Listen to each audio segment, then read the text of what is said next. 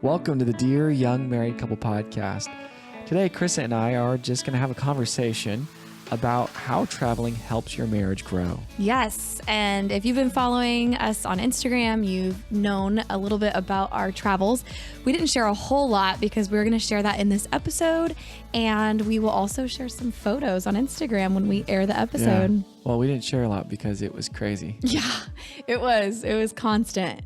Lots of scheduled constant, but also lots of unexpected constant. Yes, our traveling. Well, I think we had 8 legs of the journey, flights, and 7 were canceled. Or delayed. Or delayed. Yeah. Which, oh my word, so many problems. But we made it. Yay. And it was incredible. Had an amazing time. So we're going to share with you about our travels, where we went and why, but 3 things that we're going to do today. The first thing is we're going to talk about how learning and serving helps you stay married. We're going to share some of the research with you there as well. Number 2, we are going to give you a summary of our own insights of since we've been traveling the last few weeks, and kind of just share also like how it went and some specifics of where we went. Yeah. So this is just going to be a conversation. Yeah. And then number 3, we're going to talk about how to make this happen in your own marriage. We're going to get practical about some tips and tricks for making sure that you guys, if you want to, make traveling a priority if you're inspired after this episode. Right. So number 1, how learning and serving helps you stay married. How does it help you stay married, babe? Well, I mean, we've been married for 13 years and we've been traveling since year 3. So I think it's really helped our marriage and helped us connect and grow. But we'll give you a little bit of the research. 94% of couples who traveled together said that they felt closer as a result of their traveling. Mm-hmm. And then 72% said their travels inspired romance. Hey. I'm down for that. Definitely down for the next one too. Oh yeah, the next one. 77% said that 77% of couples who travel together regularly have a good sex life. Now this one's not a causal factor, but it's certainly correlated. There's, correlation. Yeah, so if it's not like, oh, traveling's going to make you have a good sex life, but couples who are traveling together, 77% of them have a good sex life. Mm-hmm. That's far above the typical numbers that we would get. Right. I think there's so much here, and this of course just us conversating and off the top of our head, but something that I would probably submit would be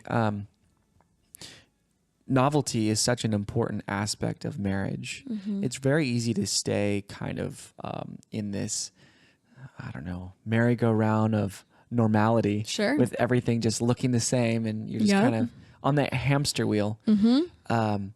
And what traveling does is it gets you out of your box, pushes you outside of your comfort zone, and really challenges you. Mm-hmm. And what happens is you experience high highs and low lows. Right. And that's good. Like you want a baseline without lots of waves, but that also can get boring if it's the same thing over and over and over. Exactly. And it's really neat. You get to see each other at your best. You get to see each other at your worst. And that's novelty, right? And you get to work as a team through the best and the worst of times. So yes, traveling obviously has its highlights and it's the best of times, but when things don't go as planned, you really see each other at your worst. Yeah, and what's really awesome too is you get to see your spouse in a different light.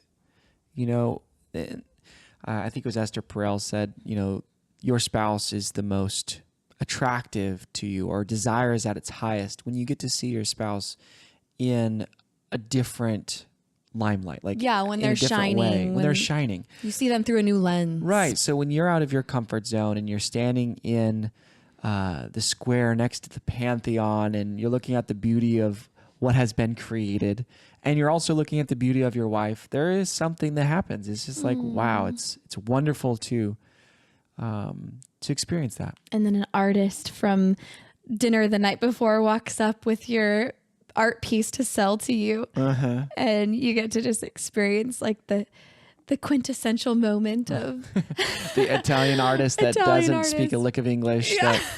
Yeah. We're doing Google Translate the whole time. That was so fun. So just kind of some reflections on why maybe it works that way, why these stats make sense. Totally. Okay, so we're going to move on to number 2. We said we're sharing 3 things with you. The first was how learning and serving helps you stay married. We shared that. The number 2 thing is a summary of our own insights while traveling over the last few weeks. So let's start off with where we went and why. Well, one of the first insights would be make sure that you have enough layover time to make all your connecting flights. Yes, for sure. Oh, that's how our trip started off. So yeah, it was rough. We actually missed the last flight, and then in Rome they told us, "I'm sorry, but the airline is striking tomorrow, and this is the last flight, and it's completely full. So you can't get to Sicily. I'm sorry, and you can't get to Sicily tomorrow. So maybe the next day." And we're like, that's not going to work because we have a marriage seminar in Sicily and we're speaking. Exactly. So that's why we went to Sicily. So we've been focused on missions for marriage retreats over the last couple of years. We promised the Lord at a mission service several years back that we would give a certain percentage of anything that came in through Dear Young Married Couple. This was before Dear Young Married Couple was ever a thing. It was nothing. And we said, Lord, you bless us. We're going to totally just give back.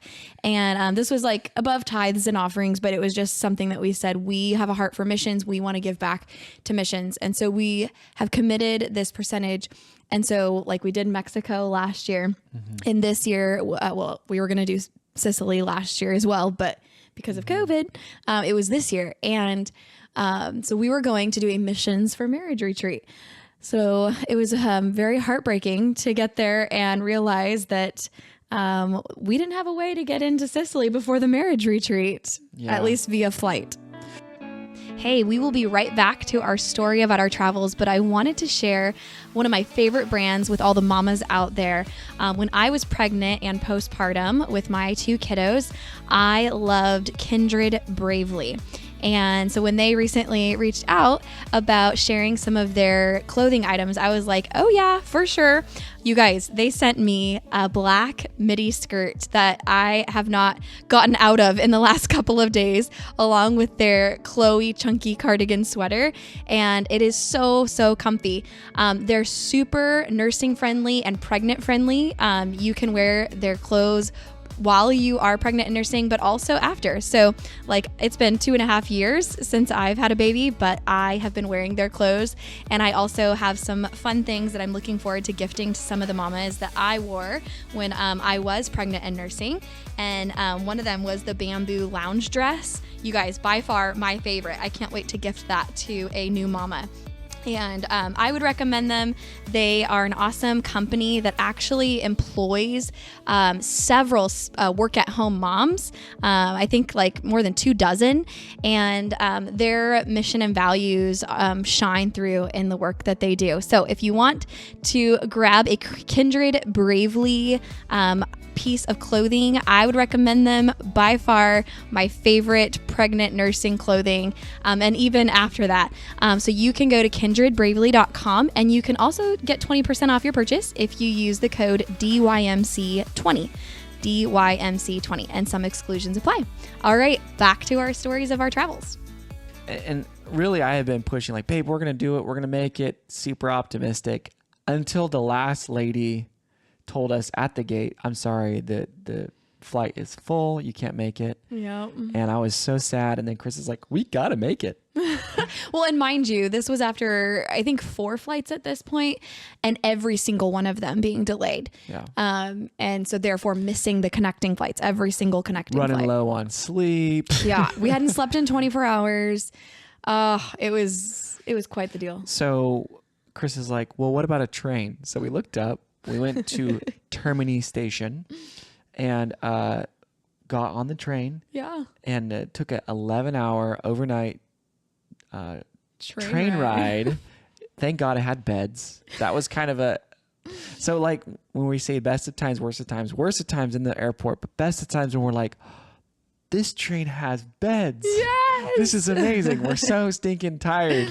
So, and we got to experience a really awesome train ride that we'd never done before. And then we wake up and we see the ocean in the morning on the left side of our, out of our windows. And it was really amazing. Well, and we didn't even know because we were so out when we were sleeping. But apparently to get from the bottom of the boot in Italy into Sicily, the train had to actually disconnect onto a ferry and then ferry across into the island. So we weren't awake for that, but it was pretty cool knowing that happened while we were sleeping. We were sleeping.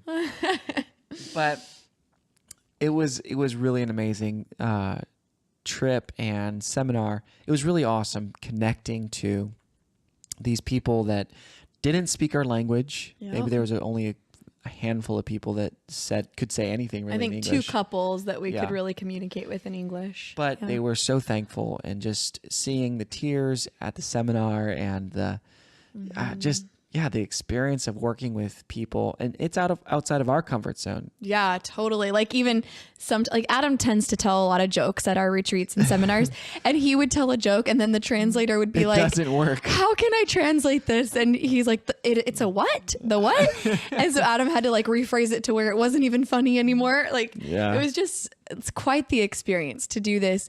And then an interesting piece is, in Italy, Italian is very close to Spanish in terms of the language similarities. And so a lot of them could understand Spanish. And since we know some Spanish, sometimes we would speak in Spanish, or a slide that we had before was in Spanish, and they would understand it. And then even our Fundamentos card deck, the Foundations card deck in Spanish, we were able to gift that to them. And most of the couples, except for the ones that preferred English, we gave them English. But most of the Italian couples actually used the Fundamentos deck and said that it was helpful for their marriage. Yeah. So that was really neat to be able to just things we would have never known, if we weren't connecting with them in this way.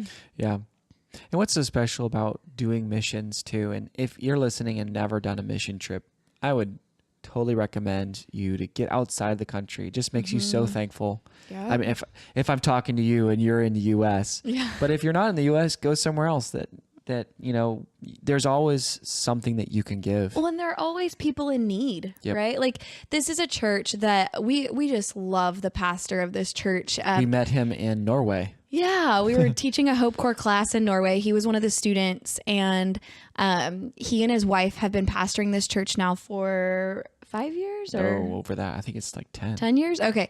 And they have done an incredible work.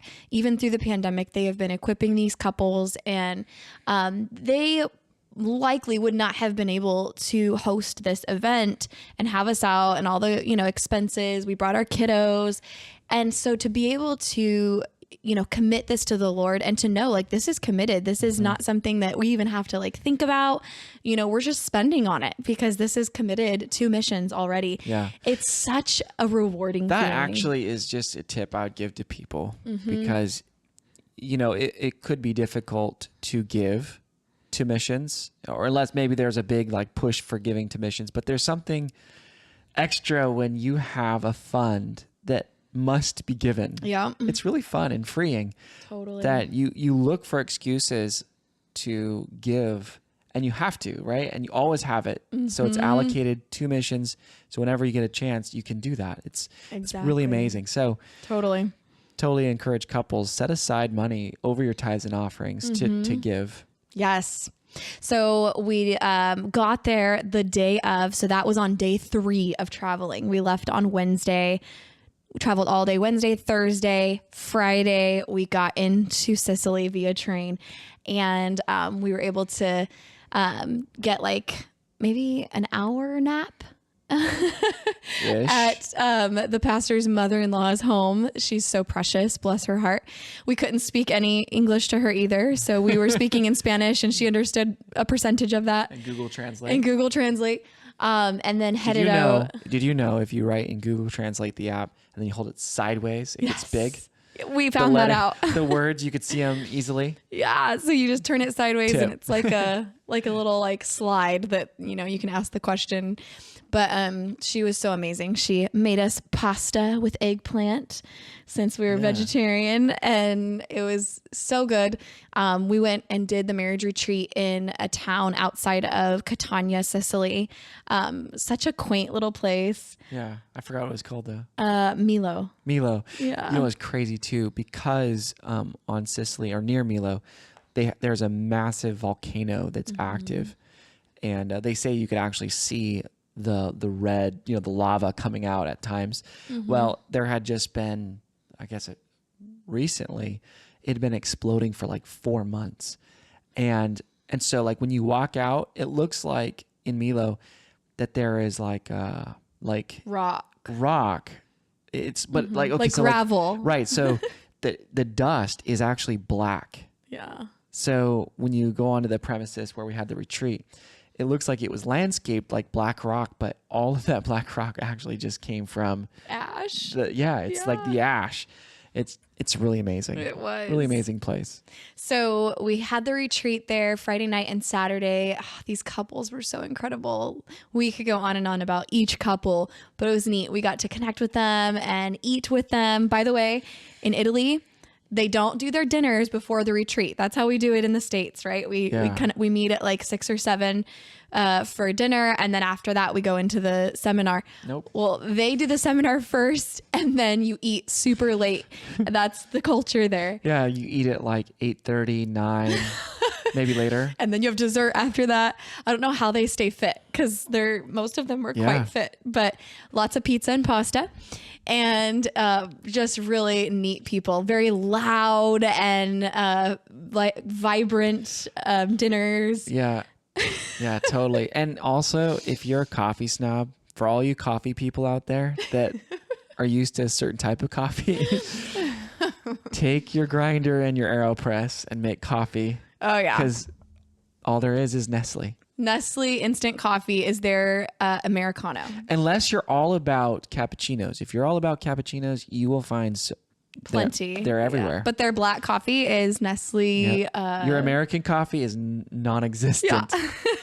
So we were able to go from there into back to Catania and got to do their Sunday services with them.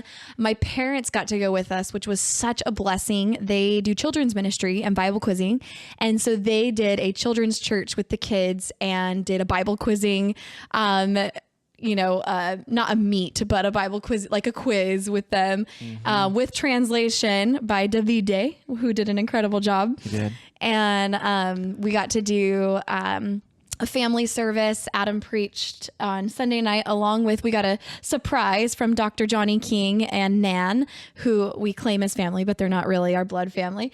And they surprised everyone there and showed up and stayed there for a few days to serve. From Canada. Yeah, they're from Canada. So that was pretty special to get to see Italy, to see Sicily with them. Yeah, it really was. It was really good to see them. And soon after that, we traveled back to Rome. Yes. To be there for a few days. And it was just special. Like, if you've never been to Roma, you need to go. Yeah, probably our favorite city in the whole world. Yeah, one of my favorite cities. Just so much history. It's kind of weird. You know, like, we think some of the stuff in U.S. is old, right? Like, that's an old house. Couple hundred years old. But oh my word, you're driving past, walls from the Byzantine era and then the Roman era. Like, it's just incredible to see. And it's all throughout so the much city. History. It's not like out in the boondocks or in the country. Like, you just see, like, we got out at Coliseo stop on the train or the subway. We walk up and I'm like, okay, which direction do we go? And I'm like looking down at the map and Adam's like, look up. And I look up and the Colosseum is like there. Giant, just right in our face. I'm like, oh, wow. Yeah. It's so cool. It's breathtaking. Yes. It just is amazing. So one little tip, you guys, if you are flying into a city to actually tour that day and like do activities that day, don't take a super early morning flight and then go straight into touring. We did that. And, we were packing up all our stuff in Sicily, took a flight into Rome, like, what was it, 5:30 a.m. or something with the kids and my parents. By the way, we could not have done this without my parents. No. They were amazing. Thank you so much. And we'll talk more about that when we talk about how to make this happen for your own marriage. Right. But, you know, when we got into Rome, we were just exhausted. The kids were exhausted. My parents were exhausted. Thankfully, we found a little brunch place where we could relax for a little bit before checking into the Airbnb. But we had the Vatican tour that afternoon, and we were all just so spent. Yeah, we really were. It was so funny too. Like the brunch place was like heaven on earth. Yes. I remember we were just kind of like wandering around looking for something to eat that we really wanted. Yeah. Like a breakfast place, because we were kind of tired of the same kind of breakfast. Uh-huh. So, I remember Chris is like, I'm gonna go ask this, the bellhop outside this hotel, and she's like, "Where's a good breakfast place?" And he's like, "Madame, inside. It's really good." And he's like, "It's a 5-star hotel." We're like, oh, okay. So we went in. Oh my word! It was like super and totally super posh, reasonable breakfast prices too. That's something we found throughout Rome and in Turkey when we went there, which we'll talk about next. But reasonable rates for all the food. Yep. Super reasonable. It really was. Yeah. So had brunch, went to the Vatican. The kids were exhausted. They fell asleep. We couldn't take the stroller in. I think this is the long podcast, huh? I know, right? We're 19 minutes in. But the kids were, they had fun in the courtyard. They ran around, took some really beautiful pictures of the kids with like St. Peter's Basilica in the background. But when we were going through the art and the Sistine Chapel, which was stunning. Well, okay. So inside the Vatican, there's like a square where all these like ancient, like, oh yeah, Michelangelo did this. And, they're just, telling all these like amazing artifacts and all this stuff, right? And so in this beautiful, just pristine place with this like ancient water feature, Forrest pees his pants. And he's like, "Daddy, hold me." I'm like, "No, son, we're not holding you. Like, you just peed your pants." And he's been like super potty trained, Right. like doing super well. There is nowhere to take him. Like, and so he's like climbing up with his potty pants on this like fountain, like this ancient thing, right? And he's like looking for change at the bottom, and like, these guards are like coming over and like telling me to get him off, and I'm like, oh my God, help us, Jesus, please. Yeah. So that day was hard, and I would say like the flight, if we took a later flight, it would have made all the difference. So, or just like not planning to do any actual touristy stuff the day that you fly in. So little tip there, but it was still beautiful. The next day was much better. We got to do the Colosseum with the kids, the Roman Forum, Spanish Steps, and Trevi Fountain. Yeah. We even did a little boat ride, like rowboats in a park, and everyone had so much fun. The kids did amazing. That was a really cool, like, I forgot what park it is, but it's really beautiful. This little, like, you could rowboat in this like lake, and there's like this pristine temple on the island in the lake to like an ancient Artemis. Is Artemis? it Artemis? Yeah. Or no, that's the goddess Diana. It was Asclepios. Asclepios, you're right. Yeah, the Roman god of medicine. So it was kind of cool to see that like ancient artifact there in the water. Yeah, the kids loved that. They did so well that day, and we just had a good time with them, with my parents, and like making memories. And this was all like the non-missions part. This was personal fun, by the way. Just fun. Yeah. And so then after that, the next day we sent the kids back home with my parents. We did an Airbnb. Yep. And right underneath our Airbnb, which was really close to the Trevi Fountain, this Italian guy was like, come in. He already seen us. He's like, hey, I have a seat for you. Sat us down, fed us. So good. Such good pasta. Yeah, I was not sad about the food. No. In Rome. No, it was not at so all. good. It was so good. Yes. And one thing I like that I just didn't really realize is I really like sparkling water or sparkling mineral water. Everybody has it. It's everywhere. So you sit down, you ask for water, and they're like, still or sparkling? Yep. Yeah. Super good. So we had lots of fun meals. That was one of the highlight meals for sure. My dad, Just because we were so tired.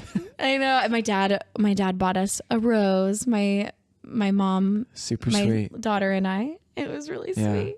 And then, the next day got the kids and my parents to the train station to get back to the airport. And I learned another lesson. Yes. I'll let you tell this. So Adam was really insistent on like, let's get them out, off. We had to do all of our COVID tests and She calls me anal. we didn't realize till the night before that the eMed COVID test that worked for all of us, including Adeline, didn't work for Forrest because he's not 4 yet. And it only works for 4 and up. So we had to get in the Red Cross line. Well, as we were in line, we realized that there was a kid's. This 1.5 hour long line. Oh, yeah. It was not moving and it was long. So we realized there was a kids line, and so we could take Forrest in that line. So he got to go and do his COVID test through that line, which was really short. And we waited the 20 minutes to get the result, and that worked to get Forrest's COVID test, and everyone else used the eMed at-home tests. And I was sad that, we were going to be leaving them, even though I was looking forward to being with Adam and doing our solo date, because we'll talk more about our balance approach there. But I was emotional, and I took a bit more time with the kids at breakfast that morning. And Adam was kind of, in my words earlier, anal about getting them to the airport. And I was like, look how much time they have. They're not checking luggage. They're already checked in online. Like, they're just going to go straight to security. They'll be fine. And they did. They got there like 45 minutes before the flight left. They got to the gate 45 minutes, and they closed the flight down an hour before takeoff, even though the plane was right there and they were there 45 minutes before. They closed it. So I learned my lesson that I can't stall on international flights. They're going to close the gate for some international flights, not all, but they're going to close it an hour before. So that was a sad and we were deal. We were going to try to get there even earlier, but in the train station, I was pushing like, let's first make sure we can get the train, get the soonest train, and you just make, and then as we're waiting for the train, we can eat. And that didn't happen. So just for travel, it's best to know for sure when things are going to happen, because when it's in a different language and everything takes longer. I think that's one of the biggest lessons about travel is everything takes longer than you think.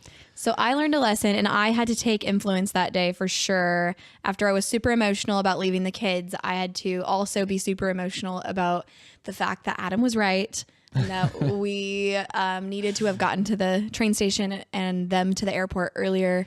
So, but the good news is we got them on a different plane, and they stayed the night in New York City, which was great. I don't know how great it was for my parents who were jet lagged. But they did get home. So thankful for that. So they got home. They were gone with us for a week, and then we stayed in Rome another day and got to bike the Appian Way together, where Paul walked on his journey to Rome. Yes, which was so cool. Super cool. I never knew how cool electric mountain bikes are until I actually did it. Yeah, it was so much fun.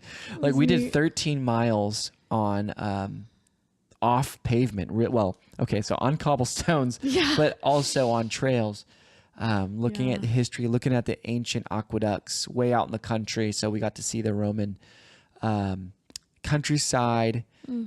Such a cool experience. And it was really cool. Like we stopped to get coffee at this little like way station on the way, or little town, and went in, and it was all these old guys playing cards and playing bocce.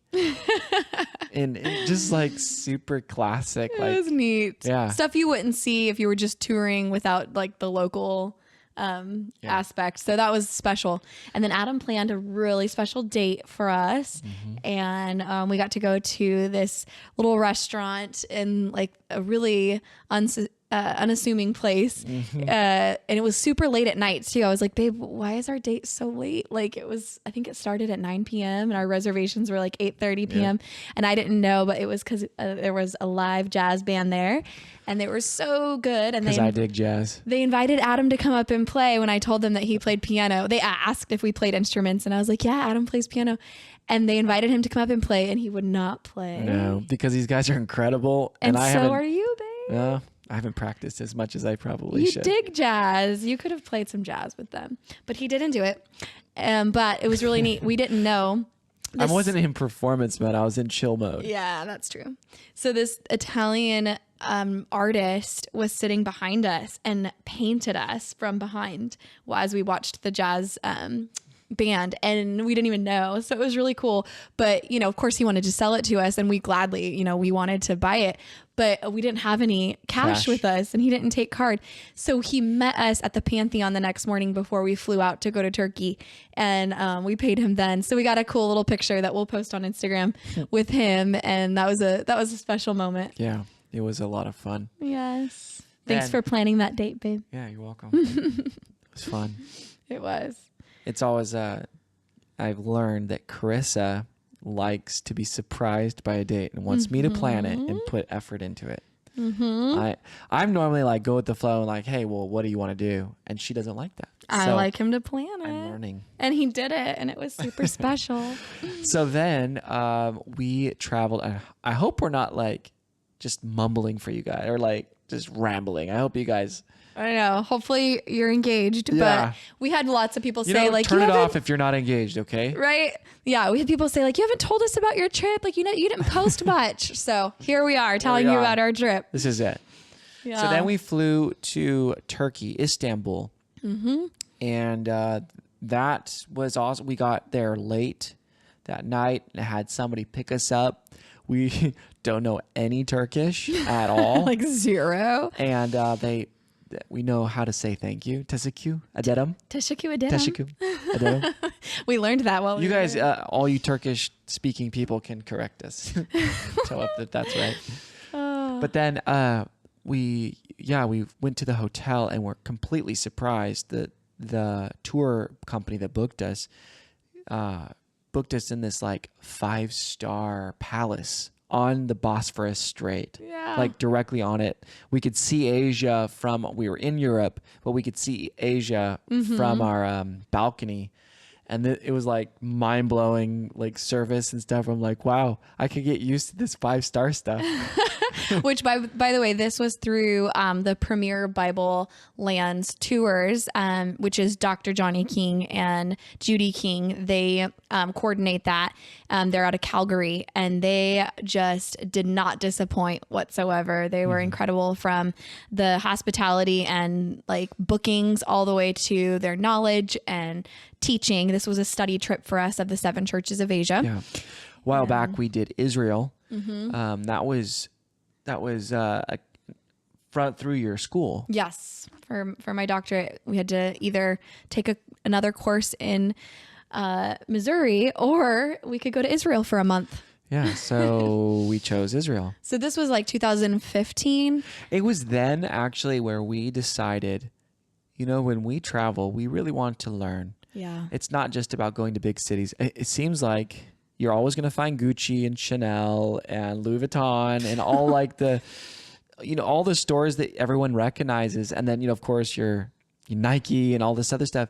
It's like, it seemed like a lot of, like when you could just travel and shop yeah. or eat their food. But we're not into that. Yeah, we're not. It's not our thing really. So what we decided is let's go places that we'll learn. Yes. Or experience. And, Dr. King, Dr. Johnny King and Judy King, they are one of the couples that really helped us with this motive as well. Yeah. We respect and admire their... They travel a lot. And they travel to learn as well. And so... Or to help. Yeah, to help, to serve others, and to learn. And so that's our intention. We learned a lot from them, is to travel in order to serve and to learn. So we were in Istanbul and went to the main, well, it was a church, the Basilica What was it called again? Hagia Sophia. Yeah, there we go. Yeah. Hagia Sophia. So much history there. Yeah. Sobering history about, built Mm-hmm. around Constantine's time, I believe. Yeah, it had been standing there for 1,000 years, and it was it's now a mosque, Right. but there were still like Christian frescoes and that you could see, and it was a really beautiful place. Yeah. And when Islam took over, there was a huge slaughter of Christians, which was really sobering. Yeah. But such a just fascinating, amazing place. Yeah. And then we went to the spice market, which was out of this world. So cool. And we just got to tour the ancient city of Constantinople that day. And one of the highlights for me was a museum where we got to see like old terracotta, ancient literature on terracotta. And we got to see the oldest love poem in existence. It was from 2000, somewhere around 2037 to 2029 BC. And we don't know what it says. We'll have to look it up and get the translation, but it was the oldest ancient love poem. Yeah, that was really neat seeing. Also, what really struck my interest was if you've read books on the old Babylonian, the walls, the ancient Babylonian walls, and you see those, like the big blue lions that are on like blue tile, they actually had those lions displayed and restored on the wall, like the actual things. I was like, oh my goodness, I've seen these in books talking about the Bible, the ancient Babylonian structures, and had this. So I was like, wow, that's pretty amazing. I've seen this in books. It's really weird seeing what you've seen in books or videos right in front of you. Totally. Yeah. And then we ended the day by buying a beautiful Turkish rug that will eventually go in the wellness center at the Dear Young Married Couple Retreat Center. And it was really special. That'll be something that we'll always cherish from our trip. Yeah. It's really amazing. We watched later on in our trip, we watched the process of creating a rug. So a woman would spend for like a 4x6 foot rug. They'll spend on average about 10 months to over a year on that rug. Yeah. And we bought a 8 foot by 10 foot rug that was just absolutely beautiful. And it's really hard to fathom that a woman probably spent 5 hours a day and more than a year working on this rug. It's like sobering. And like, they oh keep my the word. same person on that rug. So it wasn't like a machine or some factory. Like it was actually a Turkish woman that. Right. Vegetable dyed. Yeah.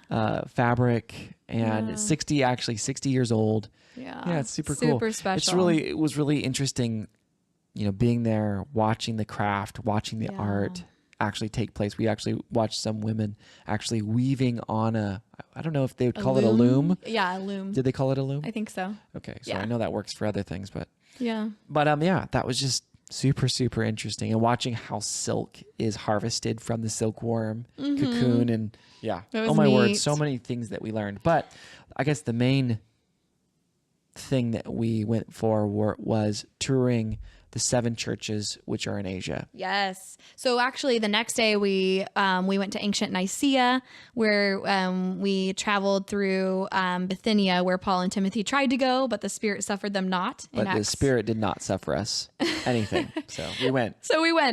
And so we stood on the shore where an underwater basilica was just discovered, like literally in the last couple years. And it's believed to be built on top of the church where the Council of Nicaea was held in 325 AD. Yes. So we actually went first to where the 7th Council of Nicaea was held.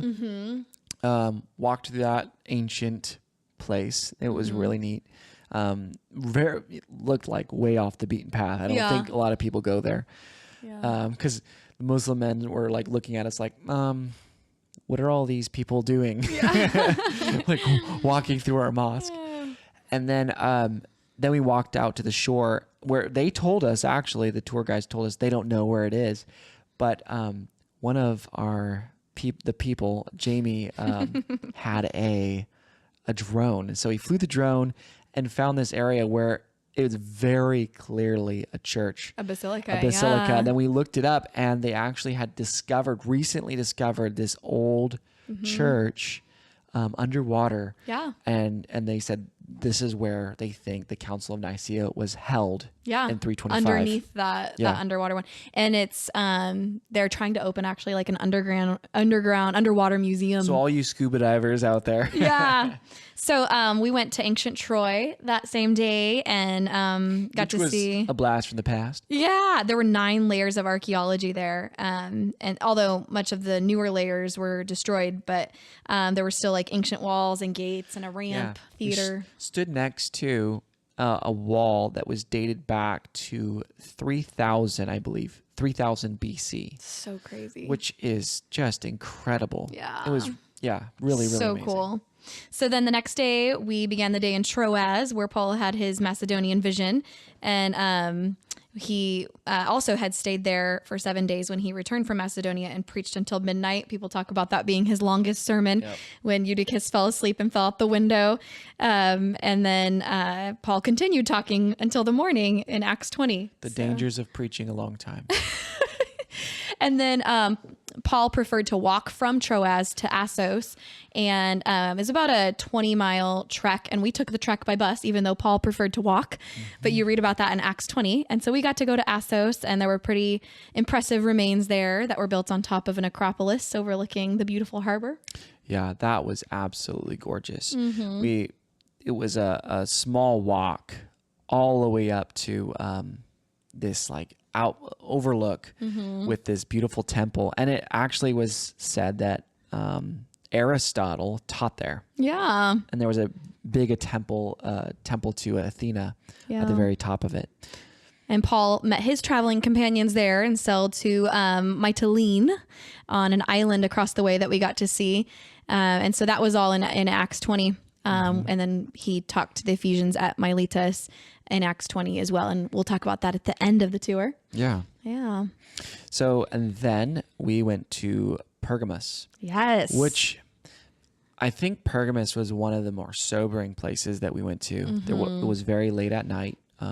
Really gorgeous, just remains. As walking up to the Acropolis, on the side, just kind of this insignificant but very significant site was the site of one of the second largest libraries in the ancient world. Yeah.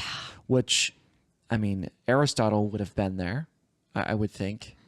And Mark Antony actually gifted that library to Cleopatra. Yeah, actually, we're going to have a whole podcast about the library. So be watching for that. We actually got to record in the library with a very special guest speaker. So that'll come probably in the next month or so. You'll get to hear that podcast. With an ancient book collector. Yes. So that will be a treat. So at Pergamos, which by the way, this was the first of the 7 churches that we got to visit, there was a temple to Zeus where Antipas was likely martyred. And there was the way that they would martyr people here, or that people would be killed, especially Christians, they would sacrifice to Zeus. Right. It was a brass bull on the temple, and they were cooked to death in the bull. They would light fire beneath the bull and just cook them to death. Right. And they speculate that one of the people that is mentioned in the Bible, I forgot what is his name. Antipas, yeah. Was a faithful servant of God, but was killed in this way. They put him inside the bull, and was just horrific because inside the bull there was a chamber that, or I guess a horn, right? Like it was the screams of the person were amplified. Yeah. And it sounded like the bull was animated. Yeah. So the screams of the person would be coming out the mouth of the bull. So just sobering to think that Christians were, literally sacrificing themselves to keep their faith. They weren't saying, no, I won't profess Christ. They would claim to be Christian, followers of Christ. And, the result of that was death, literally. Right. Yeah. So Pergamos is also the site of the first hospital, which is dedicated to the god Asclepios. We mentioned him earlier. And so just some interesting facts. People could be healed if they paid more money or if they had a more curable ailment. And, it was interesting. What's interesting too, though, they wouldn't when she says more curable, they would only accept people that they thought they could help Right. or could cure. And they had some ancient medicine. And it was mainly like Roman or, pagan priests. Right. They were the doctors. Right. And the type of treatment you would get was dependent upon how much money you gave them. Right. And when you were healed, quote, quote, healed, they would mark your name on a pillar. And actually you could see that in Revelation where it talks about The pillar. that, when God will write your name. So that was such an interesting place. Also, little history for you. That temple to Zeus is not there anymore. There is actually a on the very top of the Acropolis. There's a big, huge temple still.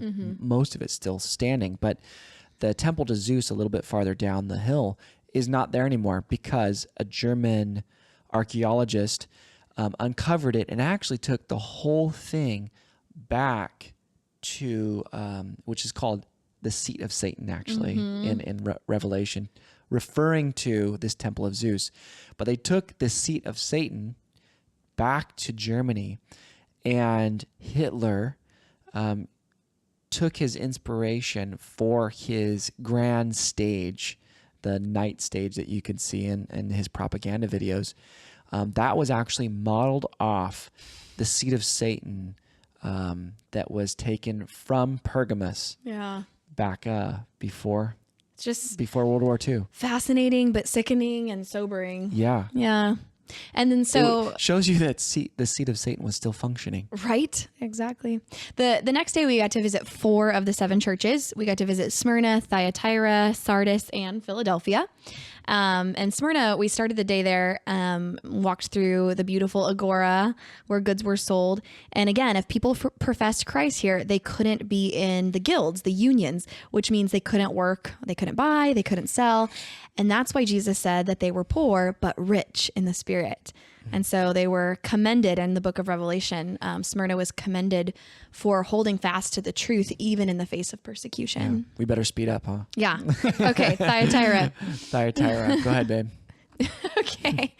So in Thyatira, there were only some remains from a temple here. Yeah, there wasn't much. Thyatira was a corrupt church because it was influenced by the spirit of Jezebel, which is the spirit of, corrupt sexuality. And Jezebel called herself a prophetess. But Lydia was from here as well, the seller of purple. And she was likely a very wealthy businesswoman that funded Paul's missionary efforts to Europe in Acts 16. Sardis. I guess we're just kind of keep on skipping. Okay, Sardis. Sardis was incredible. There is a massive that was actually restored, probably not in the best way, because it's kind of all like, I guess, good restoration demonstrates what has been like added in and what has not been added in after the fact. But Sardis was actually reconstructed in almost completion. Yeah. So it's just so stinking grand when you walk up to the bathhouses, to the gymnasium. Yeah, we could see like how big the gymnasium actually was because it was reconstructed. Yeah, it like the ruins are impressive, but when you see something restored almost completely, or at least a part of the building, it's just like how advanced these people were, and just how, and when you think, okay, these people were advanced, and just how hard it would have been to be a Christian in those times, because so much of Roman and Greek, so much of their life was wrapped up in idol worship. So to be in a guild, to be a seller of purple, to be a seller of anything, it was very difficult to navigate between being a Christian and worshiping a god by selling or by being in a guild. Like, it was very wrapped up. So it's when you read the book of Revelation and it's talking about, like you've lost your first love or something, like this was a very difficult thing to tread the line between being, because there was a lot of consequences to being a Totally. Christian and being in that civilization. Yeah. And on the way into the gymnasium at Sardis, we passed by some ancient shops, and there was one that had a cross on the basin where they would have dyed the clothing. And Sardis was an alive town, but in Revelation 3, Jesus is talking through John and talks about them being a dead church. So its name didn't match its behavior. There was a lot of hypocrisy that took place there. And that's exactly what they were rebuked for in Revelation 3. And Jesus also told the church at Sardis, though, that there were a few faithful folks who had not, I think, quote unquote, not defiled their garments. And he told them that they would be set apart in eternity and walk with him in white. So that was kind of a neat realization to see the context there. Defile their garment because they were dyeing them? I can't remember. Or were they putting the gold in their threads? All of the above. Yeah, they were putting gold in the threads, and they're, dyeing. And the idea of walking in white was, that was the sign of purity. Yeah. So in Philadelphia, which was the last church that we visited that day, it was not much there. Yeah, it was like a surprisingly small section of ruins in the middle of just a kind of Apartments. like a poverty-stricken small modern town. Yeah. And it hasn't been nearly as excavated as the other churches, so there was less to see. And what there was there, it was mainly from the Byzantine period. And I guess what was interesting about this is they were commended for having little strength. Yeah. It's really interesting. It takes a lot of strength to live in that time, just because it was so hard. Like, how do you have a job if you can't sell? Right. How do you? So it would have been a very difficult thing.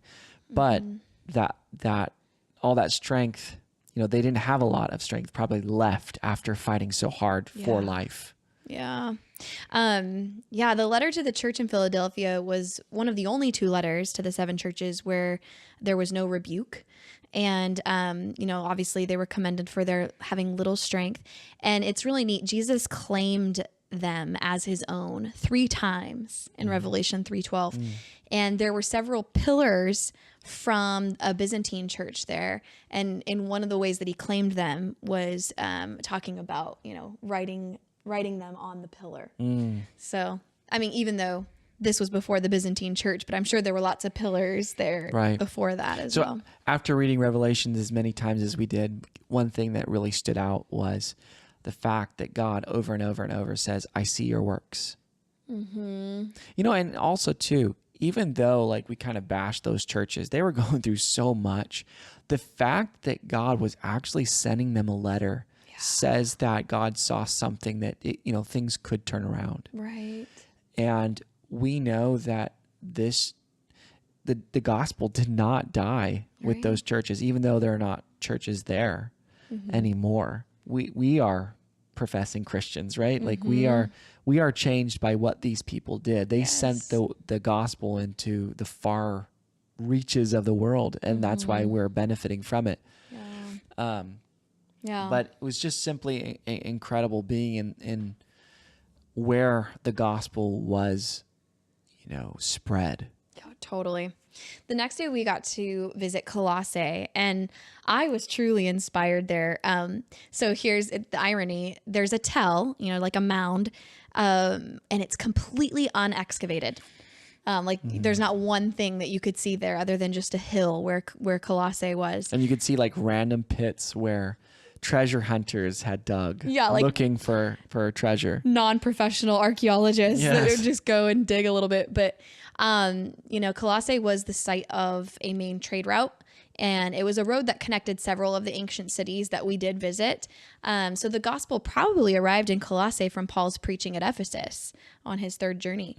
And it's possible that Epaphras, that the evangelist in the Lycus Valley that's mentioned, that he heard Paul in Ephesus and then brought it to Colossae. And then also Philemon and his slave Onesimus were probably from Colossae, and Paul told him to return there to his master because the slaves weren't protected without their master. Yeah.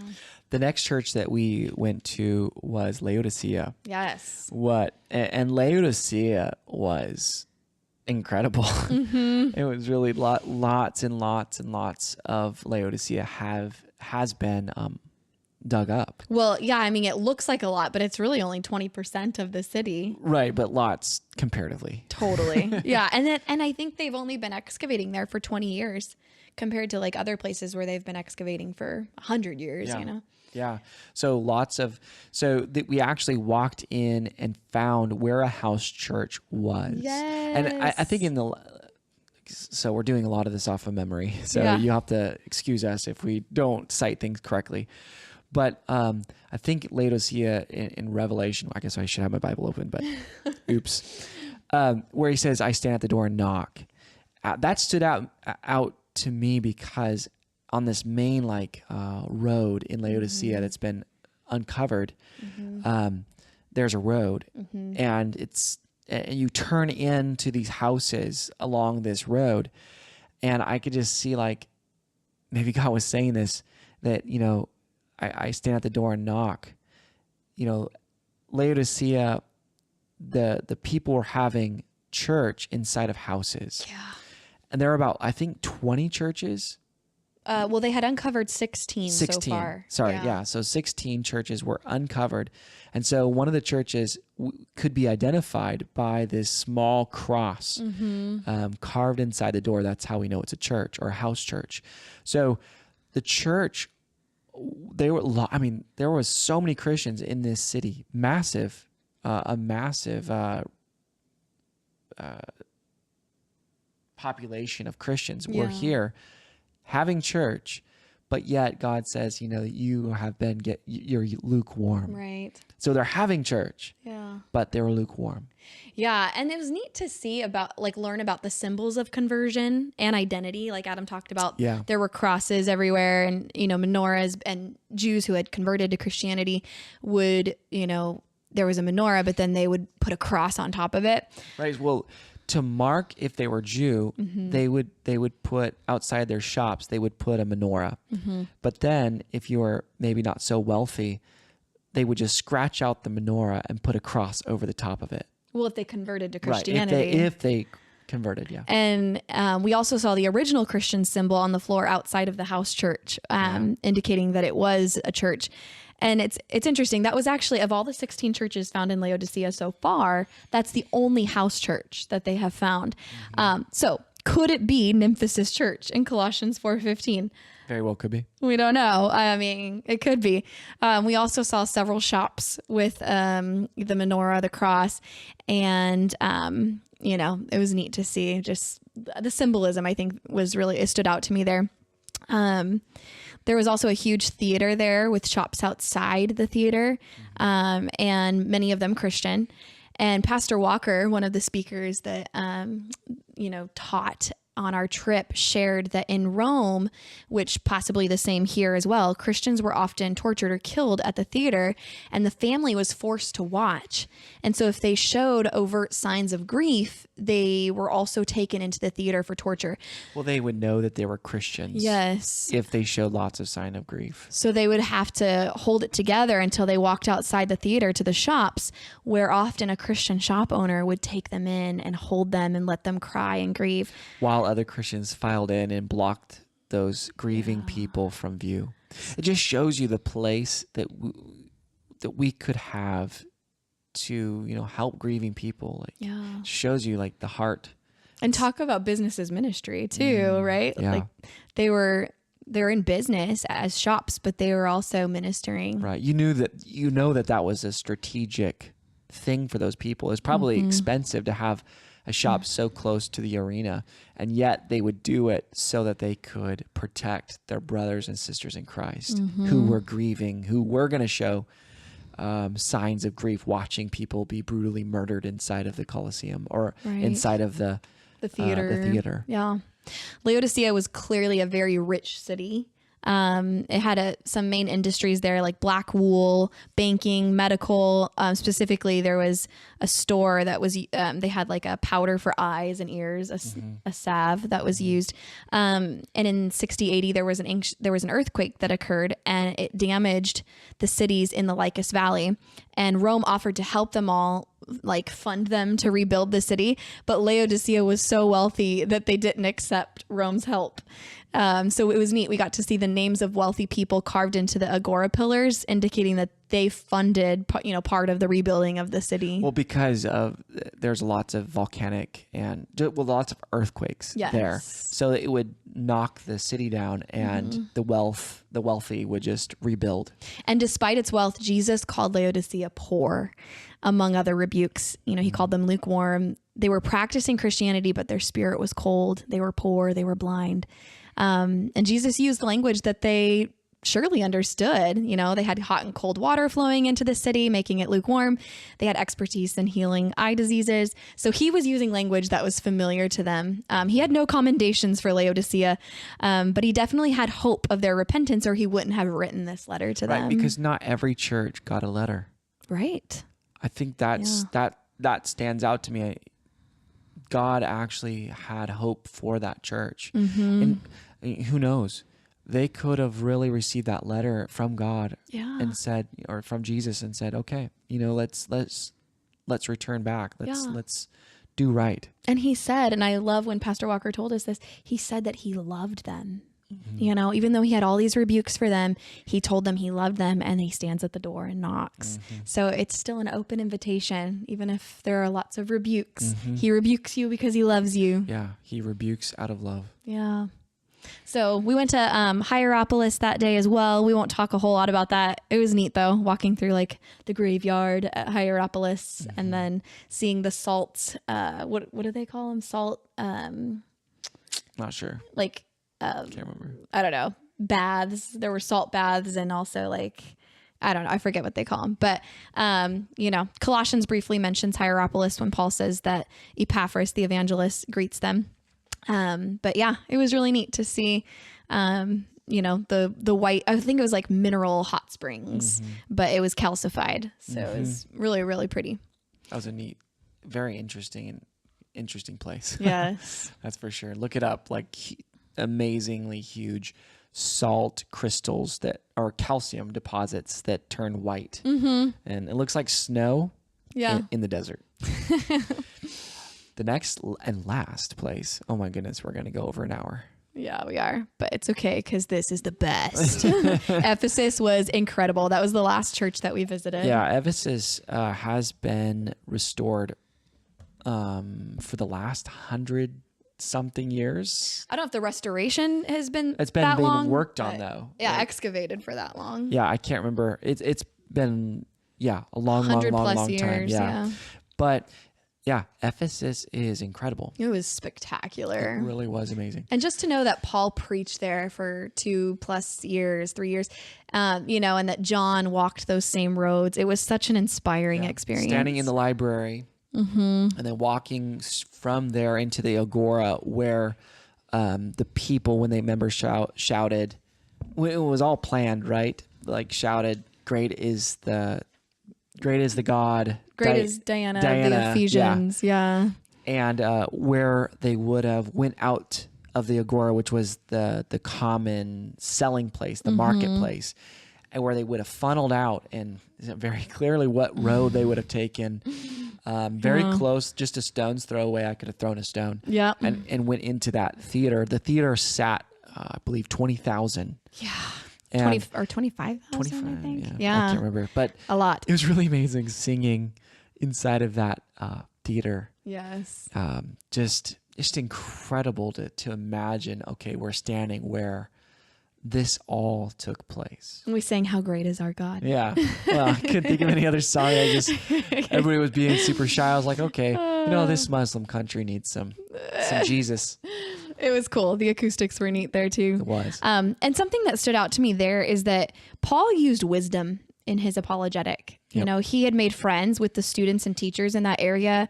And, it was those friends, the Asiarchs in Acts 19, that actually protected him, right? When that riot happened Right. in the street, pouring into the theater, you know, They knew that they were going to try to kill Paul if he went in. yeah. So they protected him. And so clearly he had used wisdom in connecting with non-Christians, you know? Yeah. And we're just reflecting, like, what were those conversations like? Yeah. Brother Walker was kind of musing, you know, like Paul must have had some sort of commonality. Maybe they weren't Christians. I would assume they would have called them Christians if they were, maybe. I don't know.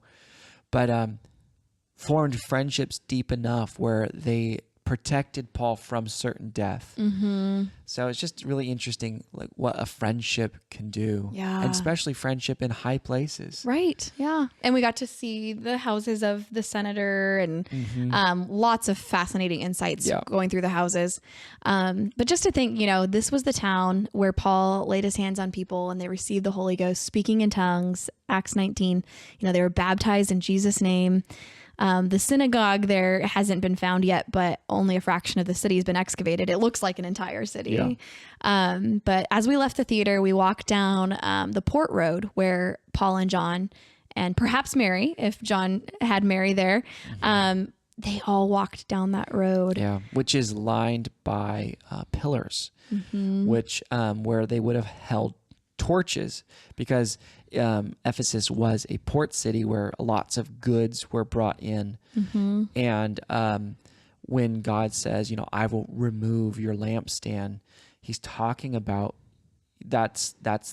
he's talking about their economy. Yeah. So the lamps were used at night when people were bringing in goods from the ships. They would have hung, you know, the torches. Well, God was saying, you know, if you don't turn back to me, I'm going to remove the lampstands. He said, if you don't repent and return to your first works, I'll remove your lampstands. They ignored his warning, and sure enough, the river began to bring silt into the harbor. And over time, the ships couldn't get to the dock because of the mud. So they stopped using Ephesus for shipping, which that was their main industry. And that's how Ephesus lost its lampstands. Yes. So and became a not port. You know, it was landlocked. And now the ocean's what, like 5 miles? It's far away. I think it was 4. Yeah. So that since there's no ships, there's no lampstands, and they chose their incessant work over repentance. So that is pretty much our trip.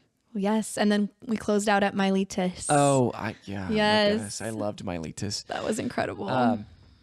After all that, I was like, oh, I don't know if I want to go to another place.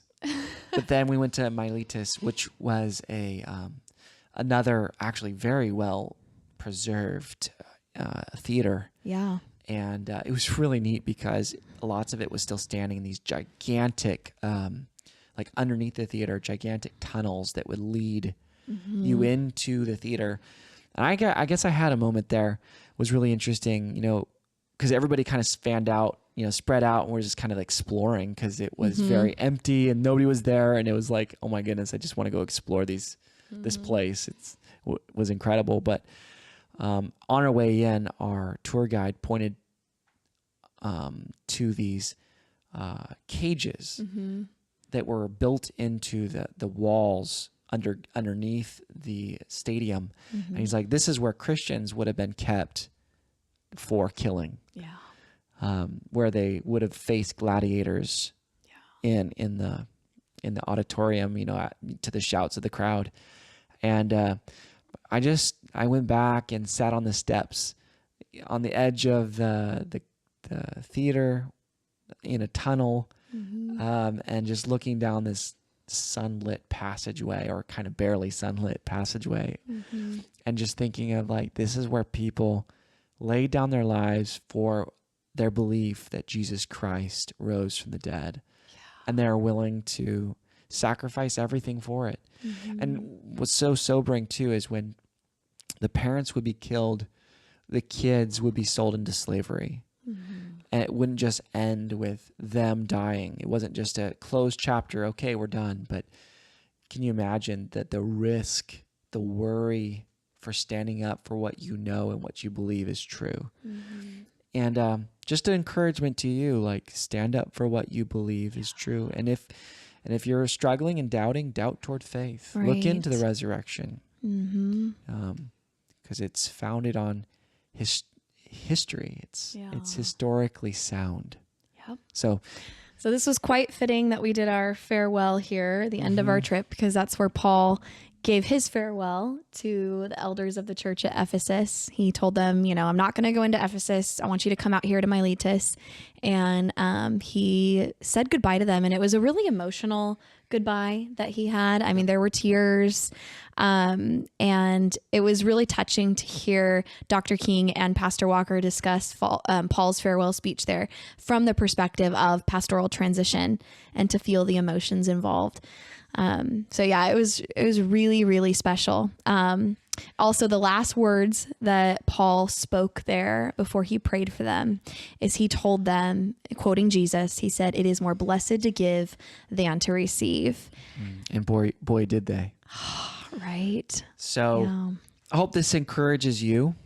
Maybe a little bit of Bible, a little bit of history, and a little bit of poke to go and travel and go learn. It's so inspiring. So the last of the 3 items, how to make this happen in your own marriage. We will be quick and practical.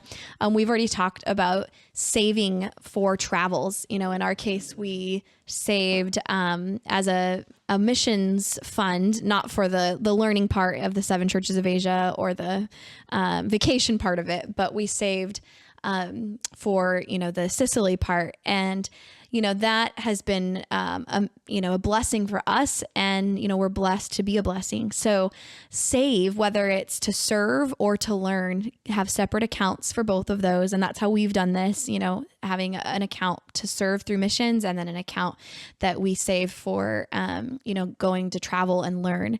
And so save, even if you don't feel like you can, save for a couple years out. Our first trip for saving was, we had only been married for like 3 years, and we, I think we were making just above minimum wage, but we said we want to travel. And this was a year into our marriage that we said this. So we saved for 2 years. And then on our 3rd anniversary, it took us 2 years. Yeah. We got to go to England and learn and experience. And so save, have a separate account. Don't just put it in a general savings account, have a separate account for it. Another tip is to balance your travels. If you have kids, balance your travels with the family, with kids, and then alone. Yeah, I think, so we were inspired to do this from somebody we met actually in Israel that did a lot of guiding in Israel and took their kids for years and years and years and gave us some tips like, hey, look, your kids will love it to have all these experiences. So we kind of sucked it up. Yep. And took the kids, and we've actually been taking the kids for a while, even though they're young, but they've seen a lot now. Yeah. And it's really neat to have those pictures and have those memories. And we don't take them every time. And that speaks to the balance that we want to emphasize here. Like sometimes you're going to take them by yourselves and it's going to be exhausting and amazing all at once. Sometimes you're going to take them with some help. We've done that several times where we take one of my sisters or we take my parents. And for this particular trip, we couldn't have done it without my parents, especially when you're serving. You often need help to bring the kiddos along, but it's worth it. If you saw our Instagram post while we were in Sicily, Adeline prayed like her first serious prayer. I mean, we pray every day with the kids, but this was her genuinely praying, seeking the Lord. And just as tears came down her face, it was so fulfilling, cute, precious to have her experience this missions trip and to connect with the little girls and there. She was praying for the missionary's daughter, Roberta. And now they've formed a little friendship. Even though they don't speak a lick of each other's language. Well, they're learning. They're learning, yeah. They could say hi and ciao. Forrest says, hi, ciao. Adeline, 4:30 this morning, comes into our room. Mommy, I'm like, yes. And she's like, is Roberta at school? Because she knows Roberta goes to school while she's sleeping. Go back to bed. Oh, man. So I hope this was fun. Yes. Entertaining. Yeah, we want to encourage you and prod you. Save, schedule, get family on board. They will gladly go with you, and just budget that in. Like they'll gladly go with you. It's worth it, and it is inspiring. We on the way home made a list of all the places we want to go to next, both to learn and to serve. And it's quite a list. It's quite a list, and it's special. Gottman talks about shared meaning and how that helps you stay connected, helps you stay married, and traveling gives you shared meaning and purpose. Yeah, because when you're looking at each other for faults, you can find them, but when you're looking out and serving together, you can get over faults. Yes. But working on those strengths is really where you shine. Totally. So we want to hear about your travels too. We are going to post some of our photos from the trip on Instagram this week while this episode airs. And if you can, come on over, comment on the photos, and share with us if you've been to some of these places and what you learned as well. We love you guys. You guys are epic. And really, you are the ones that have enabled us to do these mission trips. Yes. So we have so much thankfulness and gratitude in our hearts toward all of you. Amen. All right. Until next time.